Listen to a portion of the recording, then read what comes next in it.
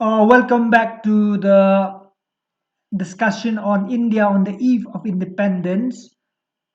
In this lecture, we'll also stick to chapter one, but we'll continue on different aspects of India during those days. We've learned about the policies of Indian British government and how it affected the economy. We have also um, seen how agriculture was affected, so is the manufacturing unit industry. Today, we'll try to learn about four important aspects: the foreign trade development during their rule, demography, the population, occupational structure, employment, aspect and infrastructure. So foreign trade, demography, occupation, infrastructure in this um, session. So first thing, foreign trade. What was the condition of foreign trade during colonial rule? And we all know before India was under the British government, India was well known in foreign trade. We were well known for trade, for handicrafts items. We could trade all over the world. We earn a huge foreign exchange reserve. But after the invasion of British government, British um, under the colonial rule of the British, we can say there were restrictive policies. They implemented policies that are against or in favor of their own country at the expense of Indian economy. So these restrictive policies on commodity production, on trade, on tariffs or taxes pursued by the colonial government adversely affected the structure, how we put forward to sell goods outside, composition, the items that we sell and buy, and volume, the size, the quantity, all these have changed after we were under the British government. Consequently, what happened is India became exporter of primary products such as raw silk, cotton, wool, sugar, indigo, jute, all these primary products, agricultural products that we could have used here itself, but we had to export to British industries. And after they produce in their industries, we imported them. So we became an importer of finished consumer goods like cotton. We could have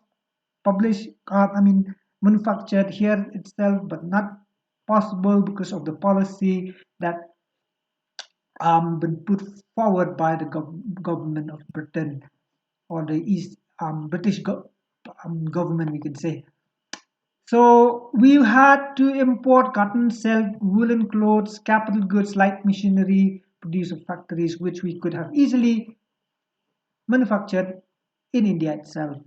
So the earning, you understand, of Indians at the time was so low, people poor, no jobs because all these activities have been snatched away, resources taken to England, but sold back the goods they produced to us. So how do you expect Indian to buy those goods when they themselves are deprived of their work, of their job? So that's the situation. And so what do we find is that during the British rule, the most important characteristics of India's foreign trade was the generation of large export surplus. We could earn huge amount of export surplus, the revenue, because India under British rule they exported a lot.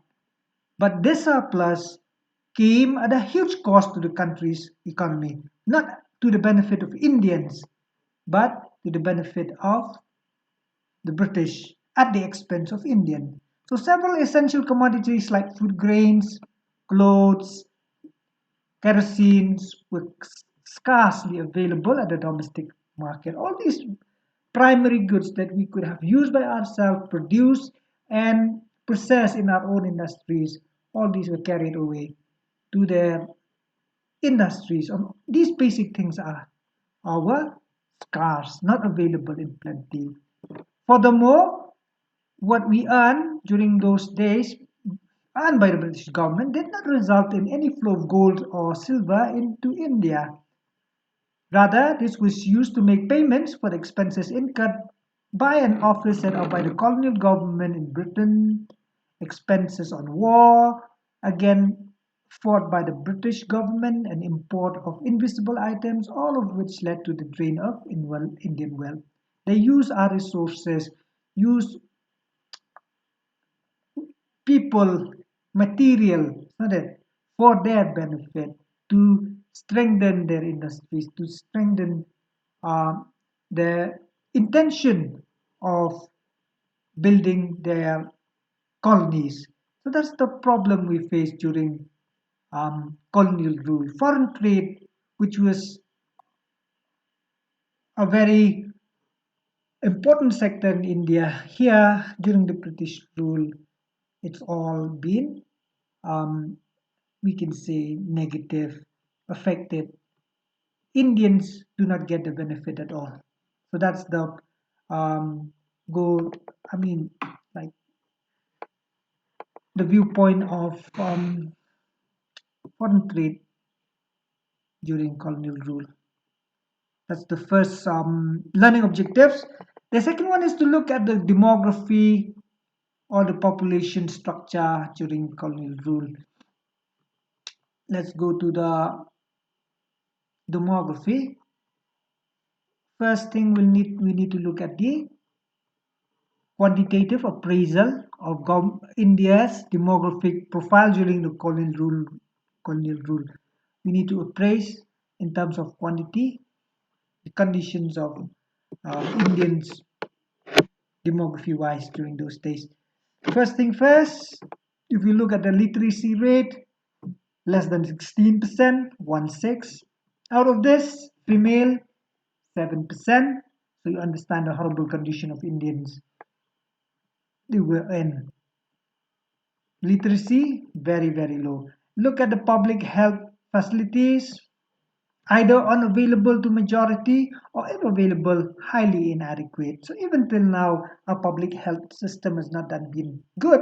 So you can imagine the situation of the uh, people during those days when they were in foreign rule, colonial rule. So health facility is not adequate. Therefore, overall mortality rate, the death rate, very high. And in that death rate, you'll find infant mortality rate quite alarming, about 218 per thousand. And in every 1,000 infant, the death rate is 218. And in contrast to the present infant mortality rate, to compare with the present scenario, now we have about 40 per thousand, 40 deaths per thousand, whereas in those days 218 per thousand. So that's the second demographic um, point that we need to look at: literacy, the death rate, and look at the expectancy at birth. The life expectancy was also very low, 44%, now 68. And also, we have seen that all these are affected because of the policies. There were extensive poverty in India during the colonial rule, and we understand um, people lost everything, lost their jobs, lost their livelihood. That's why poverty is on the large scale. People poor, people um, how do you expect literacy to improve? Not it. So that's the second objective. The third objective is to look at the occupation of people, the salient features of India's pre-independence occupational structure. And as we all know, in terms of job, employment, agriculture sector is the most important sector in India. Even till today, it's one of the main contributor to job. And especially during those days, employment 70-75% agriculture alone, manufacturing 10%, Services sector 15-20%. Majority still agriculture. That's the occupational structure. Another aspect was the growing regional variation. However, if you look at region wise, you'll find part of Madras, like Tamil Nadu, Andhra, Kerala, Karnataka, Bombay, and Bengal. You've seen there's a decline in the dependence of the workforce in agriculture. There, there's a start of industrialization in some sort. So that's why people shifted their dependence on agriculture to other sector. To other sector means the manufacturing and the service sector. However, if you look at Orissa, Rajasthan, and Punjab, on the other hand, people dependence on agriculture has been on an increase. So only in overall we can see majority still dependence on agriculture, but in some areas like you've mentioned, Madras, Bengal, Bombay, somehow has been dependent on other sectors, not only in agriculture. So that's the um, occupational structure. The fourth and the last learning objectives that we need to look at is the infrastructure. We all know that the British has been um, helping India in some way, bringing about certain infrastructure development. That means we owe to the British government for some infrastructural um, work like railways, port, water transport, post and telegraphs. But if you look at the intention, the real motive behind the development of infrastructure by the British was not to provide basic amenities to the people of India, but to subserve their various colonial interests. They built these infrastructure to make their work, their life easier, to make their intention of colonization stronger. So we do find the development infrastructure from um, during British rule, but we understand the intention is not to develop for Indian sake, but for their own benefit. So if we look one by one, let's try to look at these infrastructure, the infrastructural development. First, the road. You'll find that these roads that were built, the intention was primarily to serve the purposes of mobilizing the army within India and drawing out raw materials from the countryside to the nearest railway station or port to send these to faraway England or other recreative foreign destinations. So they construct roads. The intention is to, to mobilize army, to move army whenever there need be, and to extract raw materials and export to the nearby railways or port so that they can export, they can carry to the own country. So that's the intention of building roads. Roads not for people but for exploitation. And if you look at these roads, you'll find they are not all weather roads. That means that can be used for travel for 365 days a year. That means it's difficult to use them in rainy days, rainy season, and so most of those roads are not those condition, not the condition that will help people living in rural areas. We talk about railways. Railways, one of the important infrastructure in India, introduced by the British in 1850. Of course, we owe to them because they contribute in that front. But the intention, like we've said, is not for Indian, but for moving logistics, moving material, moving warfare. It's not it. So if you look at these railway system, we do find that they affect Indian economy. They help or in both ways.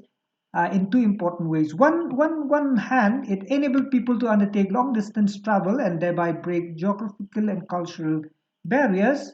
That means help in movement from one place to another, carrying goods and all. While on the other hand, it fostered commercialization of Indian agriculture, which adversely affected the self-sufficiency of Indian economies in India.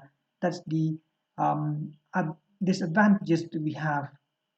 The penetration of these railway lines to the remote areas affected their self-dependence, self-sufficiency.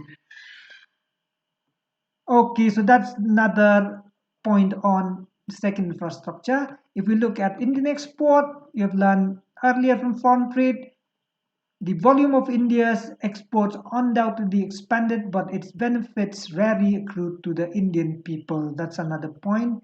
With the help of this infrastructure, these exports were not to the benefits of the Indian people, but for their own benefit. The social benefits which the Indian people gain owing to the introduction of railways were thus outweighed by the country's huge economic loss.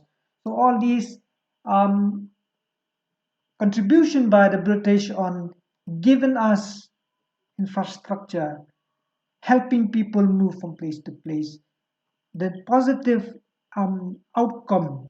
Not that if you look at that, of course, we do benefit, but if you compare with the loss on resources, loss on self-sufficiency, all these negatives outweigh the positive. So that's the we can say the impact of this infrastructure development by Britain on India, especially rural India. Not only road railways, the colonial dispensation also measures for development of inland trade and sea lanes, not only inland but also in waterways. However, these measures went far from satisfactory. The inland waterways at times also proved uneconomical. There were areas where British have tried to use water as mode of transportation, but not much um, progress in that front. So overall, we can say mostly it cost India much more than the benefits it brings. So that's why it failed to compete with the railways, which soon traversed the region, running parallel to the canal, and had to be ultimately abandoned. So all these water system has to be abandoned because railway is by far, um, I mean, serve better than the waterways. The introduction of expensive system of electric telegraph, another infrastructure, the telegraph system, similarly serve the purpose of maintaining law and order. That's another infrastructure, telegraph communication, but mainly for their administration purposes of law and order. And we do also have postal system, postal service in India that originated from British era. Despite serving a useful public purpose, remain all through inadequate. So that's another point on infrastructural contribution by colonial government. Of course, we do get the start that they built, not it, but at that time does not serve the Indian purposes. So what we have learned on this is question on what objectives did the British intend to achieve through the policies of infrastructure development in India.